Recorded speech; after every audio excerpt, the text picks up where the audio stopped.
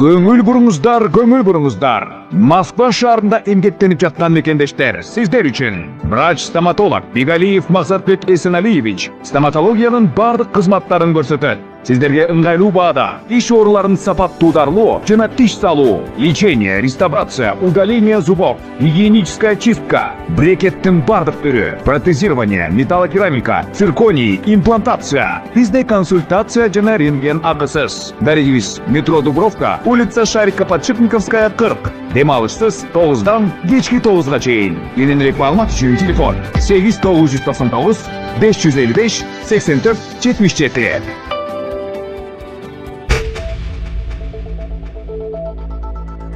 Москвадагы дрон чабуулу. Садоводдо өрттөн тажик соодагерлери жабыркады. Москвага коюлган дрон чабуулунун натыйжасында Садовод базарында чыккан өрттөн тажикстандык соодагерлер жабыркады. Азоди радиосуна курган маегинде аты жөнүн атагысы келбеген тажикстандык ишкер анын атыр саткан дүкөнү өрттөнүп кеткенин айткан. Ал жерде миллиондогон рубльга бааланган товары болгон. Соодагердин айтымында Садовод базарында көптөгөн тажикстандыктар иштейт. Өрттү негизинен базардын сырткы бөлүгүндө соода кылган ишкерлер жабыркаган. Ал ошондой эле чабуул таңкы саат 5 чамасында болгонун, ал учурда соодагерлердин көбү базарда болбогонун белгиледи. Садоводдо кыргызстандык соодагерлер дагы көп эмгектенишет. Алардын бири буга чейин азаттыкка жабыркагандардын арасында Кыргызстандын жарандары жок экенин билдирген. Орус бийлигинин маалыматына ылайык дрондордун бири мунай ишканасына тийген. Ал эми абадан атып түшүрүлгөн очкучсуз аппараттардын сындыктары Садовод базарынын аймагына кулап түшкөн. Украин бийлиги билдиргендей, чабуулдун негизги бутасы мунайды кайра иштетүүчү жана өндүрүүчү ишканалар болгон. Киевдин пикиринде, Орусия Украинага каршы согушту дал ушул мунай сатуудан түшкөн каражаттын эсебинен каржылап жатат. Украинанын президенти Владимир Зеленский бул соккуларды Орусиянын чабуулдарына берилген адилеттүү жооп деп атаган. Биз бул согушту каалабайбыз жана эч качан каалаган эмеспиз. Муну баары билет, биздин өнөктөштөр дагы билет. Биз Украина душмандын чабуулдарынан күйүп кетишин каалабайбыз.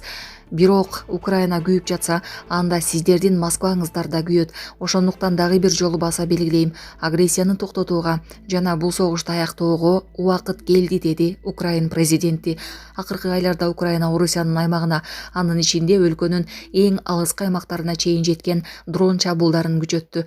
Орусиянын Украинага каршы кеңири масштабтуу согушу 5 жылга жакын убакыттан бери уланып келет. Булак Азаттык. Мас абалда унаа башкаргандарга жазалар күчөтүлдү. 19-июнь саат 12:00 тартып Кыргызстанда мас абалда унаа башкарган айдоочуларга карата жаңы катаалдаштырылган жаза чаралары күчүнө кирди. Бул тууралуу мамлекеттик жол кыймылы коопсуздугун камсыздоо башкармалыгынын басма сөз кызматы билдирди.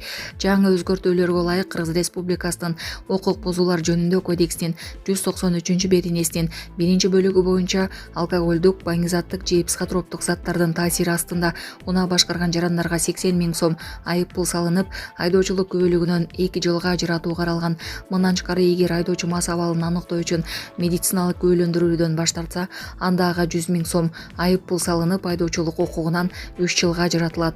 МККБ жарандарды жол кыймылынын эрежелерин так сактоого жана спирт ичимдиктерин ичип унаа башкарбоого чакырат. Булак Супер Кежи. Аскар Акаев Кыргызстан менен Орусиянын кызматташтыгы боюнча билдирди. Кыргызстандын туңгуч президенти Аскар Акаев кыргыз-орус мамилелери ар кайсыл багыттар боюнча чыңдалып жатканын белгиледи. Анын айтымында эки өлкөнүн ортосунда экономикалык жана гуманитардык кызматташтык өнүгүүдө. Аны Орусиянын лидери Владимир Путин дагы жакында эле белгилеп өткөнүн кошумчалады. Мындан тышкары маалыматтык өз ара аракеттенүүдө мыкты жыйынтыгы көрсөтүп жатканын белгилеп, мындай демилгелердин бири катары Номад долбоору атап өттү. Долбоор эки элдин ортосундагы достук мамилелерди өнүктүрүүгө, жалпы тарыхый мурастарды жайылтууга жана маалымат алмашууну күчөтүүгө өбөлгө түзөрү белгиленди. Булак Супер Кежи. Тажикстанда мамлекеттик жана жеке мекемелердин кызматкерлери күн сайын кеминде 20 мүнөт дене көнүгүүлөрүн жасоого милдеттендирилди. Бул талап өлкөнүн парламенти кабыл алган жаңы саламаттык сактоо кодексинде бекитилгенин чет элдик басылмалар белгилешүүдө.